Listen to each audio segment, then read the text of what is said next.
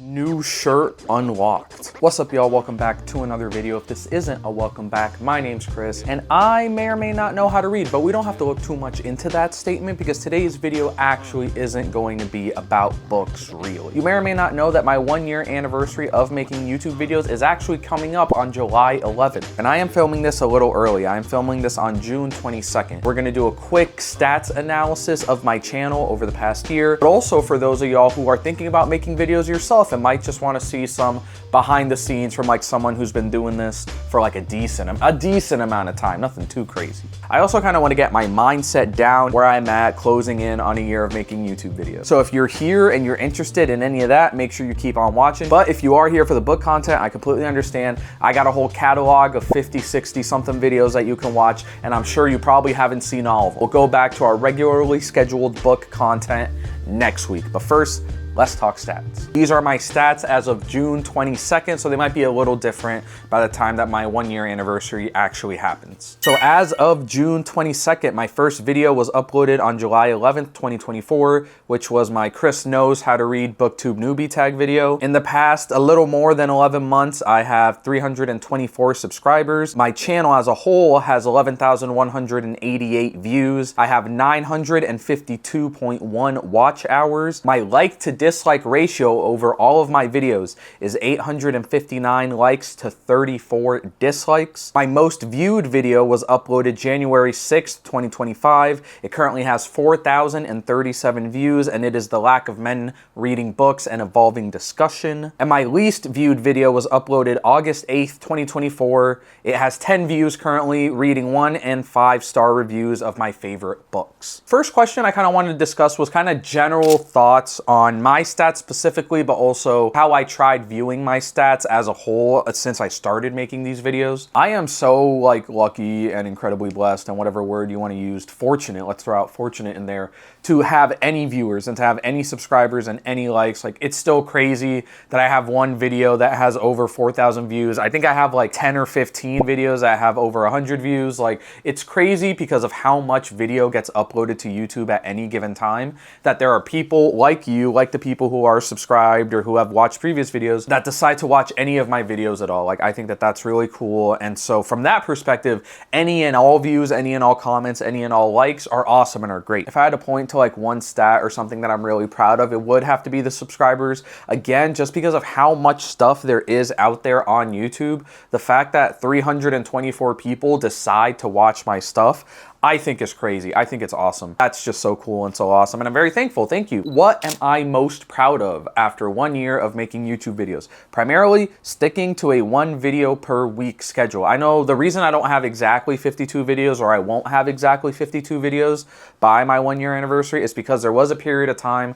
I think it was like a month or a month and a half, where I did 2 videos a week, and that was a little too much for me, so I kind of scaled that back. But I think that being able to stick to at least 1 video a week has done so much for me, not just for this channel, but for me personally. Personally, I think like if you're trying to do YouTube and you're trying to make YouTube videos, I'm not uber successful, so like don't take my word as gospel, but I do think that just getting used to the process, you should try and aim for 1 video a week. But the fact that, you know, almost a year later, I've been able to stick to a minimum of 1 video a week, like, I'm really proud of myself for that. There are obviously times where like life hasn't been great. I haven't wanted to film, I haven't wanted to edit, or maybe I did want to film and I did want to edit, but it's 4 in the morning and I have to release this video by 10 in the morning. Like, sometimes stuff just came up, and I'm very happy that I was able to stick to it. And at this point, it's become a muscle memory and a habit. And I think it was like a few months in of doing this, of doing 1 video a week and getting like the very semblances of a shooting schedule and an editing schedule down, when I realized, oh, I can do this. Honestly, like, I enjoy doing, like, if I didn't enjoy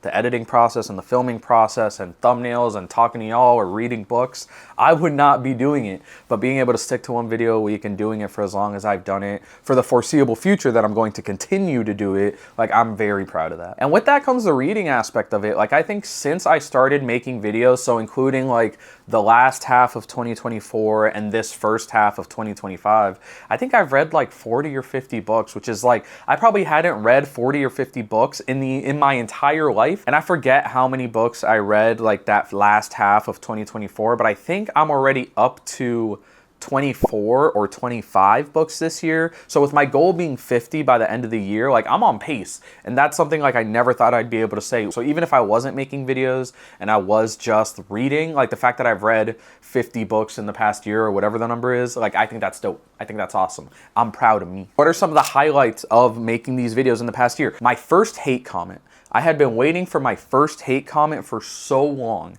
And when I got it, I was like, yes, someone disagrees with me. And I think I can say that as someone who got a lot of love on their first video. My booktube newbie tag video got a whole bunch of people welcoming me to the community, which was so awesome and so dope. Even when I had 0 subscribers, 0 fans, there were people that cared enough to be like, hey, I wish you the best. And that felt really nice. And I think that speaks not just to the fans that I have, like the people that are subscribed to my channel, but also to booktube as a whole. But it was just so cool because like I never had like open discourse online like that. So whether it was all the love or all the hate, I loved it very much. To go along with that, with like how welcoming and open the booktube community can be, Ian Goobly commented on one of my videos like really early on. And that was such a huge moment for me because he was one of the like booktube creators that I really like latched onto and took a lot of inspiration from. And so to have him comment on one of my videos, I think he was like recommending me like a Stephen King book or something like that. But to have him comment on one of my videos, to be seen by someone that you like appreciate and who like you view as an inspiration, that was really cool for me and that was a cool moment. And those are 2 like specific highlights that I remember, but I think in general, the coolest thing about making these videos, about being a very small part of the booktube community, is being able to talk to people like in the comments and stuff, being able to have conversations with these people and kind of come together, even if it is online, over like the general love of reading or literature or one book or one character or anything of the like, has been really cool. And I think in general, that's probably the biggest highlight of making videos, of having a booktube channel. Question number 4, what were your goals and did you hit them? And I can honestly say, like I mentioned it earlier, I had absolutely no outlook, no long-term vision or plan when it came to making these YouTube videos. I didn't really have any goals at all, which probably isn't a great way to start a YouTube channel if I'm being honest. Or maybe it is. I guess it kind of just depends on what you're trying to do with your channel and with the videos that you make. But like I said, it was a creative outlet for me. It was something that I really wanted to do, and it was something that I just had a bunch of energy that I wanted to get out somewhere. And reading and making videos about books and about reading kind of seemed like the best avenue for me to get what I wanted to get, and it's worked out. Obviously, I think the big goals on YouTube when you're starting a channel, and it very blatantly says when you open up the YouTube Studios app, is how close you are to getting monetized, and I'm nowhere near getting monetized. Obviously, it'd be cool to get monetized. It'd be cool to make this my full-time job. That would be a dream come true, honestly, but statistically unrealistic, right? And I think I'm ready to kind of take things more seriously, if that makes sense. Look, and I'm not even saying I'm gonna like sell out and have crazy Mr. Beast thumbnails and like crazy edits all the time, right? Like that doesn't sound like fun for me. I will sell out for a bag though. White Monster. I know you're a part of the Monster company, but specifically White Monster. I would give you my soul for a shout out. I mean, like honestly, my goal was probably 1 video a week for the longest time. Like that was the only goal. That's still my only goal currently before we enter like year 2 of Chris Reads. And I think in order for this channel to succeed in the long term, and again, succeeding for me currently, it's just 1 video a week. In order for me to continue to do that, I need to kind of give myself more challenges, because now making a video a week and editing and thumbnails and all that, that's kind of just gotten to a point, again, it's a habit. It's easy now. And so I want to give myself a challenge, and I don't really know what that challenge is yet. Question number 5, in what ways did you grow as a person over the course of the past year? I'm a big time management guy. I think that comes from me just being like an anxious student all the time. And it's probably why I rated 4,000 Weeks by Oliver Burkeman 5 stars, which is not something I thought I would do. I think my biggest worry when I started making these videos was how I was going to make time for everything. Like I was still working my full-time job. I was doing 75 hard. This is what 75 hard is. It sucked, but I was able to do it, and I was able to do all 3 things: work, 75, and make these YouTube videos. So once I finished 75 hard and I wasn't doing that anymore, like it became much easier to find the time to make these videos. And that's past like editing and filming and all that. That's just finding time to read the books that I was going to make videos about. So I think as a whole, this YouTube channel has kind of made me much better at like managing my time. One of the things that Oliver Burkeman talks about in 4,000 weeks is kind of letting go from this idea of like rigid time management, because at the end of the day, trying to fit everything into your life isn't going to work and it isn't going to happen. And you have to come to terms with the fact that when you're trying to manage your time, the reason you want to manage your time is because you're trying to make room for a lot of very important things. So overall, this YouTube venture has made me like a lot more comfortable. Even though it is still difficult, it's made me a lot more comfortable with like making very hard decisions on how I spend my time and just where I'm physically placing myself so I can succeed, whether that's at my job, whether that's in my relationships with my family and friends, or whether that's with this YouTube channel. And also, like, to make it more booktube related, like, I think I'm such a better reader right now than I was a year ago. I think when I first started making these videos, I was reading for the sake of reading, like reading because I needed something to make videos of. And I think probably around that like 5 to 8 month mark, somewhere like the halfway point, was when I was really like, oh, like I'm reading because I want to read this, and I'm reading because I'm getting a message out of this that I kind of want to share with you guys. I don't do them too often now, but I kind of did like essay style videos because I was realizing like, oh, like I have a point of view. I have an opinion. Who would have thunk? And that's when I really started to like kind of hone in more on like my personal taste and how I want to talk about things and what I can get out of the books, the messaging that I get from what I read, and being able to share that with y'all. So I think after all this time, like just reading all the books, like not even worrying about like the aspect of filming and editing and scripting for the few videos I do script, like just reading all of these books has given me such a wider knowledge base on how I can talk about books and how books make me feel. Now when I'm reading books, I can relate it to something that Dostoevsky said in Crime and Punishment, or I can relate it to this part in Jeanette McCurdy's book that I found really interesting. Like being able to read more has just given me like such a wider base to make these connections. And at the end of the day, I think it just makes for better videos. Like I can talk more knowledgeably about the things that I'm making videos about. Question number 6, we have, what was your favorite video? Very simple. I think my favorite concept of videos, because I think I've made like 3 or 4 of them up to this point, has been Brave New Role. That concept was something I had in my head for so long, and I was so happy when I first started making, or when I made that first video, excuse me. And I'm also very happy that it seems like y'all like it and y'all mess with it. And it's a concept that even if people didn't like it and people didn't mess with it, I would still make these videos because I just like rolling dice and it's so fun. So that whole like Brave New Role series of videos was really cool for me because it showed me, one, that I can take a concept that I like and kind of mold it and form it into something that's bookish, that fits what I'm trying to do on this channel.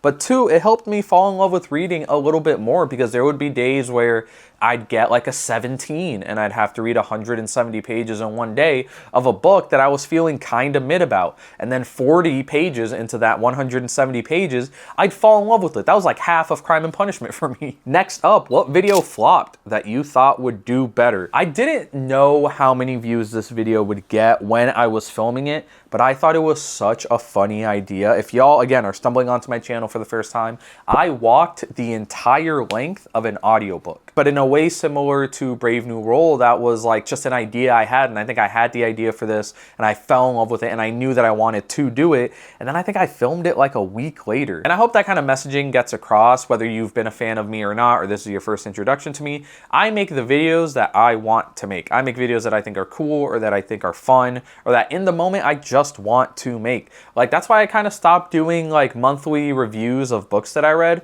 Those just weren't like a good time for me to film. And yeah, maybe May's book wrap-up video would have popped off and would have like blown up this channel, sure, whatever. But it wasn't fun to do, and I'd rather spend that week or that 2 weeks that I'm filming something that I actually want to do, like a Brave New Role, or like walking the entire length of an audiobook. So I'm looking at it right now, and walking the entire length of an audiobook, this video right here, it has 60 views, and it has a little gray arrow right there, because it did not perform that great in comparison to my other videos. But I'm not looking at that video like it was a waste of time. I learned a lot. I learned that I need better shoes, but I learned maybe how to edit 1% better. I learned how to make a thumbnail maybe 1% better. Like, I'm not looking at those numbers and like hating my day. I think in this past year, I've set a baseline for myself, and I've set kind of a bar that I don't ever want to go below in whatever videos that I make. So at the very worst, year 2 Chris Reads is going to be a lot of the same. But I want, obviously, to get much better and to hold myself to that higher standard. So I know I'm good at making videos, and I know that I'm a good reader, allegedly. And I know that I like doing this and I want to do this for a very long time. That's what this past year has been spent establishing. So now it's like, all right, you're decent at what you do. How can you get better? How can you hold yourself to a higher standard? It's like the Kobe Bryant commercial. How more records can my records break? More records. I don't really have any records to break, but I still want to break my own records, and I want to break my own standards and just get a little bit better every day at what I'm trying to do with these videos. We've been talking about it a lot this video, but officially question number 9 is my top goals for year 2 of the Chris Reads channel. Again, I think 1 video a week is going to stay the minimum. Best case scenario, it would be 2 videos a week, but your boy's got a full-time job, so I don't really know how like effective that might be. If I ever get to a point where this channel can sustain my style of living and pay off my debts and all that, and I don't have to work a full-time job, then yeah, I'll release videos all the time, sure.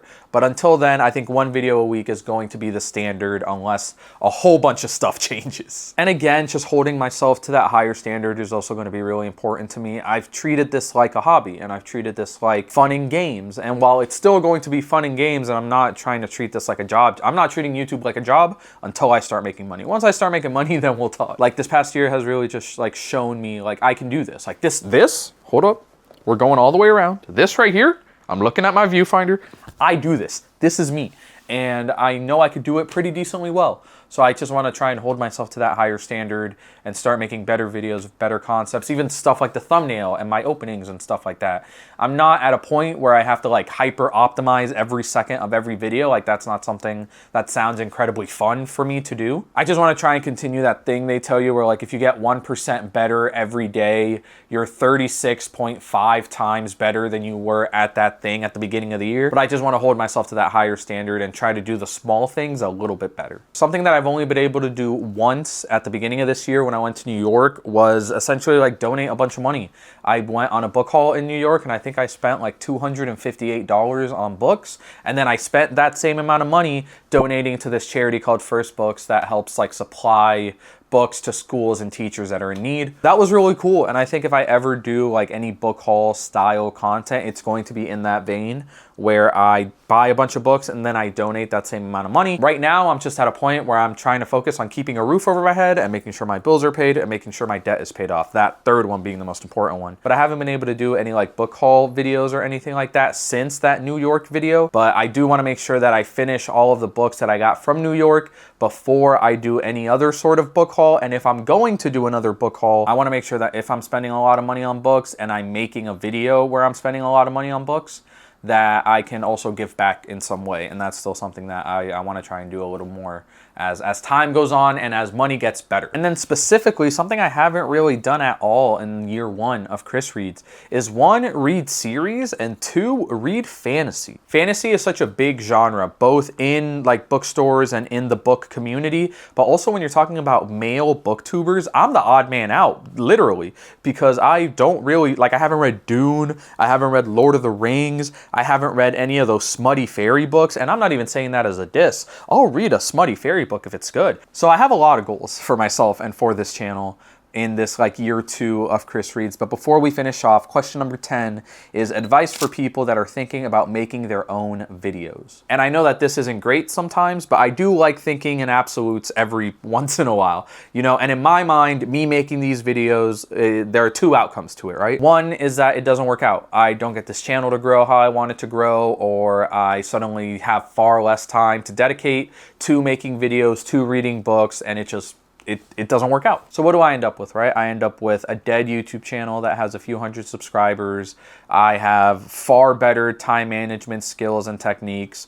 I'm a far better graphic designer and editor and public speaker. And I've read a whole ton of books, and I just have this cool story about how I tried to do YouTube for a year. And then there's outcome number 2, right? And I still have the same knowledge base from reading all these books. I got to read a bunch of literature from a bunch of great authors. I'm still a great editor. I'm still a great public speaker. I'm still a great graphic designer. And then also like my life has changed, right? I have a super successful YouTube channel, and I have a whole new life and a whole new job that was made possible because I committed myself to something that statistically was not going to go in my favor favor. And there's this whole argument where it's like, it's all luck, it's all luck. I fully disagree with that. Half of the reason you work hard is so that you know what to do and you can put yourself in a better position when the luck hits you, when you get your big break, when you get that blessing you've been asking for, right? It is a mixture. It is a combination of putting in the right effort and also just being lucky sometimes, right? And in outcome number 2, you put in all the effort and you got lucky. And in my mind, in my personal opinion, a lot of people might disagree with me on this, and that's perfectly okay.